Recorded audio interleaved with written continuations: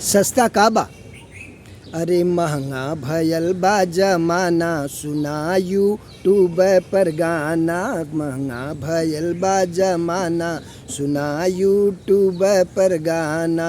चावल गेहूँ के महंगा बा भौआ, चावल गेहूँ के महंगा बा भौआ। लहसुन भयल बा 100 रुपया पौआ, लहसुन भयल बा 100 रुपया पौआ। महंगा भयल बा जमाना, सुना यूट्यूब पर गाना।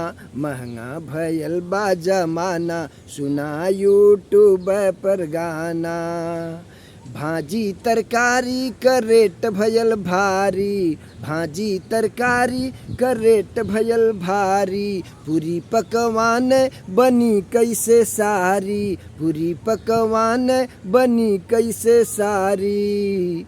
महंगा भयल बा जमाना, सुना यूट्यूब पर गाना। महंगा भयल बा जमाना, सुना यूट्यूब पर गाना।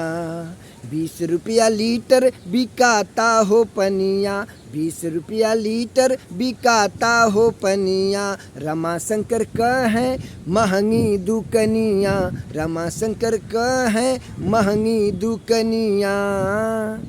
महंगा भयल बा जमाना, सुना यूट्यूब पर गाना। महंगा भयल बा जमाना, सुना यूट्यूब पर गाना। महंगा भयल बा जमाना, सुना यूट्यूब पर गाना। बारे मेरा देश, महंगाई में चल रहा है मेरा देश। सस्ता कुछ नहीं होता है, महंगे ही महंगे होते हैं। बारे जय हिंद, जय भारत।